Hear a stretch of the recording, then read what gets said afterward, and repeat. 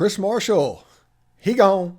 Anyway, we'll tell you what the Ole Miss wide receiver room has to look forward to now that this has happened. We'll talk about Aiden Williams a little bit as well. But this is the Locked On Ole Miss podcast, special edition. You are Locked On Ole Miss, your daily podcast on the Ole Miss Rebels, part of the Locked On Podcast Network, your team every day.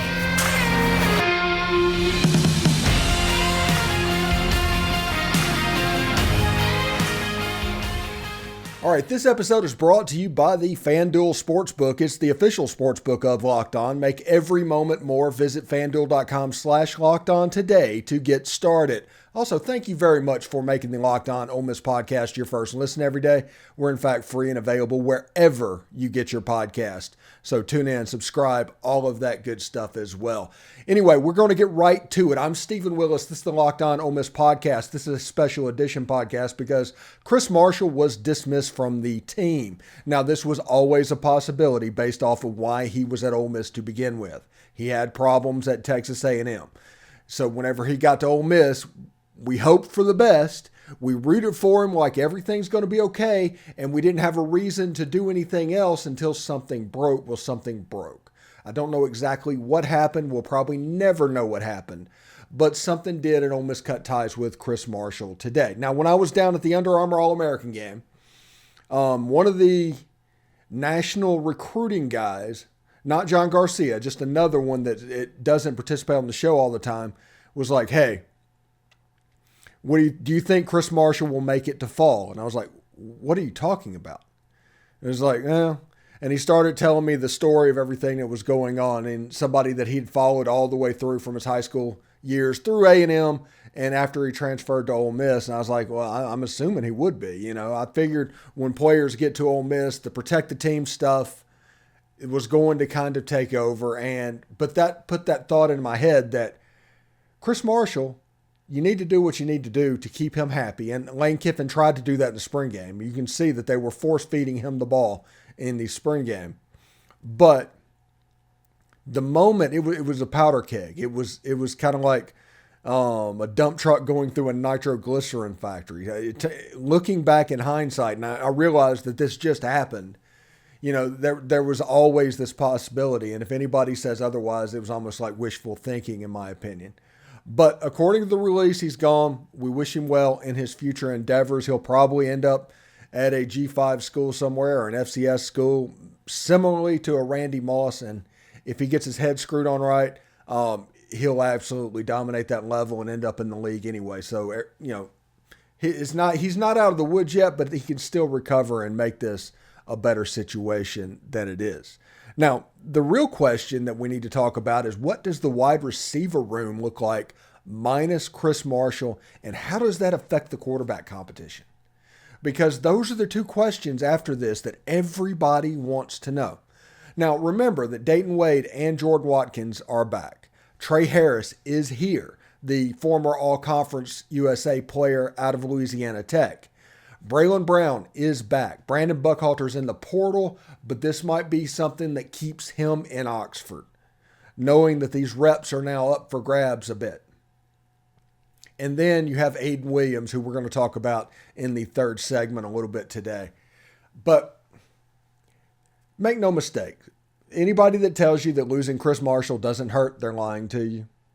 The offense is not going to be as explosive without him in it than with him clicking on all cylinders. We needed a ton of stuff to go right and everything to work well for this thing to hit its top level. That's just the way this offense is right now. We're not Alabama. We're not Georgia. We do need breaks.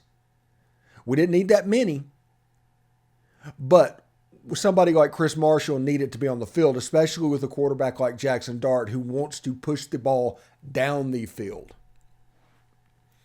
What Chris Marshall leaving has done has made Jackson Dart a little bit less stable as a leading quarterback candidate. Without those targets to throw the ball down the field, it becomes an interesting proposition. For instance, if Ole Miss were to go to predominantly 12 personnel with Caden Priest-Corn and Michael Trigg on the field at the same time, You move Dayton Wade and Jordan Watkins out to one receiver. One receiver is Trey Harris. And you run an offense not as run heavy as it was last year, but more of a zone read where you're trying to get Trigg in the middle of the field. You're trying to get Quinshon Judkins in the middle of the field or receiving the ball. And then you're running zone reads off of them. Spencer Sanders might have a leg up in this quarterback competition if that's the offense that you want to run. Jackson Dart, not saying he's only effective when he throws the ball downfield, but that is what he predominantly likes to do. And the loss of Chris Marshall and replacing him with somebody they've seen, okay? You know what this offense looks like, or a true freshman, Aiden Williams, they're going to kind of know what this offense can do. Like I said, Trey Harris, excellent wide receiver for what this offense needs to do. But whenever you had Chris Marshall, this wide receiver unit was more talented potentially than it was last year. And that's with a second-round draft pick on the field. Now, that's not so much the case. So the focus shifts from the outside to the inside. So the tight end position and use of the middle of the field, all this stuff that I have harped on over and over and over again becomes absolutely relevant. The duo of Caden Priestcorn and Michael Trigg in the pass game can be a weapon that most teams will have trouble with stopping. Jordan Watkins can play on the outside. He did at Louisville. Dayton Wade can play on the outside. He did at Western Kentucky. We should be in a situation where 12 personnel could be an avenue for us to go. Now, we also have like Caden Lee, and there's other people that can play in the slot. The point is, we have wide receivers, and we have a lot of wide receivers. And when we come back, I'll let you know what those wide receivers are and potentially how we might use them and why this isn't a death sentence. This was a luxury. You just went from a BMW to a Lexus is what's happened in the wide receiver room. But you have dropped down a little bit. There's no doubt about that. Anyway, I do want to let you know this special edition of the Locked On Ole Miss podcast is brought to you by FanDuel.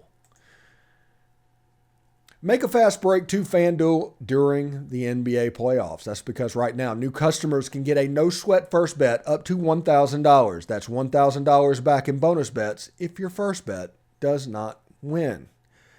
The safety and security of the app is the reason that I like to push them. It's the reason that I am letting everybody know that they exist, because I realize that in Mississippi, a brick and mortar casino is required for gambling. But with the FanDuel, if you're in Louisiana, if you're in Tennessee, Memphis, Baton Rouge, New Orleans, Nashville, Tennessee, you can use the FanDuel app. And there's no better place to bet all the playoff action than America's #1 sportsbook. So visit FanDuel.com/lockedon to get a no-sweat first bet of up to $1,000. That's FanDuel.com/lockedon. FanDuel, official sports betting partner of the NBA. All right, thanks for making the Locked On Ole Miss podcast your first listen every day. Every day is tomorrow on the show. We're going to try and talk to John Gillespie whenever we come back on Monday's show. Chris Childers is scheduled for Friday's podcast. So we're starting to get some off-season type guests lined up, and we're building and doing all the stuff that we were doing last week. We're still doing it. So May's going to be busy as heck. So tune in for that. Anyway, so we talked about Chris Marshall going out. So what's coming back? What do we have? And the one thing, my pick to click last season that didn't get much playing time at all, I completely whiffed on that prediction, or I may be right, but a year early. But Braylon Brown, he went in the transfer portal. He's a player that has a flair for the dramatic in practice, makes really great catches, drops some routine stuff. So if his hand shures up, he has the athletic ability, everything to be the #1, #2 wide receiver that he was recruited to be. He's a former 4-star player out of, I think, like Hollywood, Florida, somewhere down in South Florida. Really good player. Brandon Buckhalter out of, I think, Flowood, Mississippi he ended up at. I'm not sure he moved around a little bit because of the COVID and people not playing ball and all of that stuff. But he ended up signing with Ole Miss. He had a really good rapport building with Walker Howard. He's in the transfer portal right now. It's not known that he's leaving right now, or at least to my knowledge, he hasn't left yet. If I'm wrong, please put it in the comments down below. Let me know. But he's a guy with that rapport. You saw him kind of flash a little bit in the spring game. He's somebody that can be expected to take a step. Now, you have the Jordan Watkins and Jaden Wade. Those are two players that are candidates for slot-type receivers. Honestly, because of their size, but they both have a history playing on the outside. So they could end up on the outside doing the stuff that, Jonathan Mingo and Malik Heath did. Now, but one thing that everybody needs to realize about the wide receiver room, and especially with these smaller type wide receivers, is the big ones on the outside, the blocking in the run game is important, especially with the back like Quinshon Judkins. It just is. Whoever plays that position kind of needs to show out. J.J. Henry's back as well as a potential slot receiver. So we'll see exactly how they do. I'm looking forward to exactly what this unit can do and the growth that they can have in the course from last year to this year. Like I said, them plus Trey Harris, you might still have something to look forward to. Like I said, it's not as an explosive unit as it was with Chris Marshall. With Chris Marshall on this team, Jackson Dart was a better fit at the quarterback position because of the dominance being on the outside of the formation, and he didn't like to throw the ball between the numbers to begin with. But if Chris Marshall is not on this team, it makes him less of a fit. So we'll have to see. I know I'm going to annoy everybody. My everydayers are going to get really frustrated about this. But minus Chris Marshall, in my opinion, it's advantage Spencer Sanders, A, and Aiden Williams, B. Those are the two big winners today. Seriously. And coming up after the break, we will talk a little bit about Aiden Williams and his role coming in. He's the future number one at Ole Miss. And if you look at the number one wide receivers, and I'm not talking about like which wide receivers are number one, I'm talking about literal jersey numbers. The last three number ones that Ole Miss have had has a second-round pick in Jonathan Mingo, a second-round pick in A.J. Brown, and a first-round pick in Laquan Treadwell. It's the last three number ones. It's kind of heady stuff. Anyway, stick around. All right, thanks for making the Locked On Ole Miss podcast your first listen every day. We're free and available wherever you get your podcast, including YouTube. Do us a favor, subscribe to the YouTube channel, hit the bell for notifications, comment, upvote, all of that stuff as well. We'd appreciate it very much. My voice is kind of slipping a little bit today.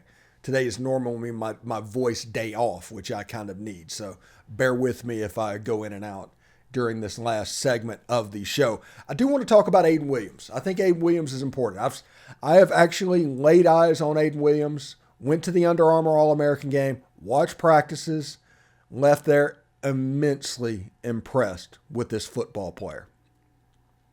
Catch radius out of this world, one of the better route runners there. I mean, he's not the fastest guy there, but he's not slow, and he uses his body really well. Mike Espy and Shea Hodge at the Mesh Academy, I think that's the name of it. They've done a heck of a job at training this wide receiver. Really, really good player. Ole Miss fans, if you see it, Mike, if you see Shea, tell them what a good job they're doing, because I'll put it like this. I went to the Under Armour practice, and Aiden Williams was possibly the best prepared one there for the Under Armour situation, as far as all the coaching. He wasn't just relying on athletic ability. Now, he had in spades, obviously. He showed he's at the Under Armour game. He was a heck of an athlete, But you have a situation to where it didn't have to be shown. There's some wide receivers that his athletic ability, it was obviously the reason he was there. I think the Branch kid was at that game. He was there. And you can look at him and tell his athletic ability is so far superior to everybody else. That's the level he's making it. Aiden Williams looked like a wide receiver. A well-coached one. Honestly, if we're being real about this, not a typical Mississippi-type wide receiver. And this shows you the work they've done at the Mesh Academy of getting them to the level that they need to be. And his catch radius, his route running, his hands, all of this stood out when he was on the field with the best players in the country. Now, am I saying that Aiden Williams is going to be a star his freshman year? No, that's not what I'm saying. I'm saying he could be, and I'm saying we shouldn't be surprised if he plays very, very early. But I don't think the pressure is there for him to have to perform because of players that I've already mentioned. But just like A.J. Brown, who played sparingly his freshman year, I do expect Aiden Williams to get on the field and to flash. Everybody remembers A.J. Brown's freshman year catching the long touchdown pass from Chad Kelly against Alabama in 2016. I do expect Aiden Williams to flash. I do expect him to honestly be what we expect him to be. Anyway, thanks for making the Locked On Ole Miss podcast your first listen every day. Every day is tomorrow on the show, Monday on the show. John Gillespie, Chris Childers will be on this week from SiriusXM. We'll be telling you if we're on SiriusXM. I don't know what the interest level will be for baseball after this weekend. They're in the middle of Game 3 as I speak. So thank you very much for doing this. This is going to be the wide receiver report card type video. That's the reason we talked about everything, because the news changed when we're releasing all of these videos. So I'm Stephen Willis. This is the Locked On Ole Miss podcast. Thank you very much, and hotty toddy.